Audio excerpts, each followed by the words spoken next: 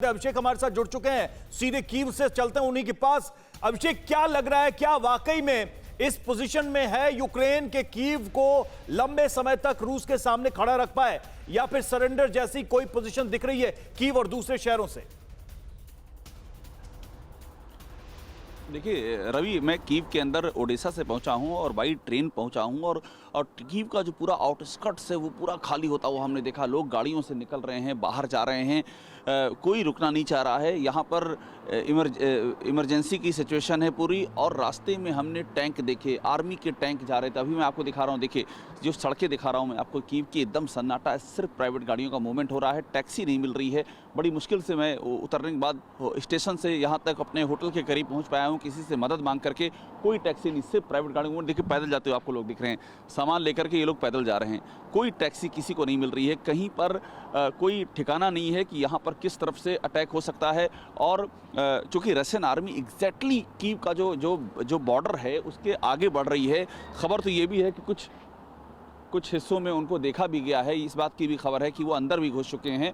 और यहाँ पर कीव में कई ऐसी बिल्डिंग्स हैं जिनमें धमाके हो रहे हैं, अटैक किए जा रहे हैं। हम तो गए थे कीव के मेट्रो, और पूरा मेट्रो भरा हुआ है कीव का लोगों से, जो शरण लेके बैठे हैं कि अगर कोई अटैक होता है, अगर कोई एक्सप्लोजन होता है तो अपनी जान बचा सकें। तो इस समय पूरा इस कीव जो है हाई अलर्ट पर है, इमरजेंसी पर है, और ऐसा लग रहा है कि कभी भी कब्जा हो सकता है कीव पर रूस का।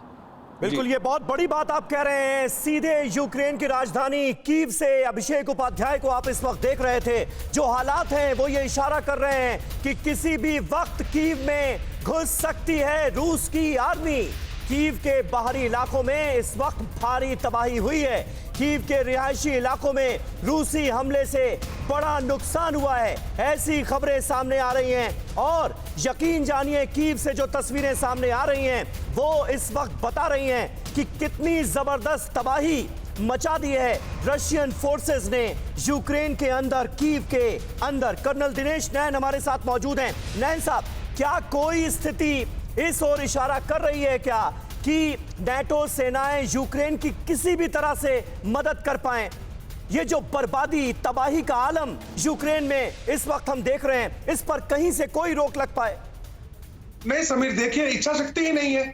आप देख लीजिए, जितने भी इनके राष्ट्रपति हैं, चाहे वो अमेरिका के राष्ट्रपति हैं, चाहे फ्रांस के हैं, जर्मनी के हैं, यूरोपियन यूनियन के जो प्रेसिडेंट हैं, सबके सब एक ही बात कर रहे हैं कि नेटो कंट्रीज के ऊपर अगर अटैक हुआ तो हम नेटो कंट्रीज इकट्ठे हो जाएंगे।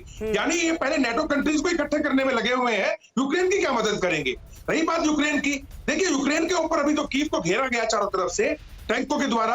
अब वो एक लॉन्चिंग पैड बन चुका है। इस लॉन्चिंग पैड के ऊपर अब जो मेन फोर्सेस हैं जो कीव को एंटर करेंगी, वो बहुत तरीके से पहले से रिहर्सल कर चुकी होंगी। पूरा कीव की एक एक गलियों का, एक एक दायरे का कहां करना है उनको पता होगा। नैन साहब, यूक्रेन के राष्ट्रपति जेलेंस्की लगातार ये कह रहे हैं कि आप लोगों ने कहा था मदद करेंगे, मदद कब करेंगे? आपने कहा था नेटो का मेंबर बनाएंगे, मेंबर कब बनाएंगे? जब यूक्रेन पूरी तरह से तबाह हो जाएगा तब।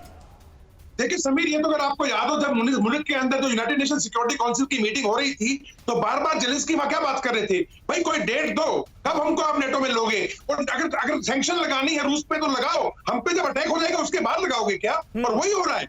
और रही बात तीसरी मदद की, तो किसकी मदद कर रहे हो? पोलैंड के अंदर अगर अमेरिकन फोर्स उतरती है तो यूक्रेन की मदद नहीं हो रही। अगर आप लिथुआनिया के अंदर फोर्स उतारते हो तो यूक्रेन की मदद नहीं हो रही। एस्टोनिया के अंदर अगर आप हवाई जहाज भेजते हो तो यूक्रेन की मदद नहीं हो रही। तो मदद तो वो अपनी खुद की कर रहे हैं। परवाह देश की, सोमवार से शुक्रवार रात 10 बजे TV9 भारतवर्ष पर।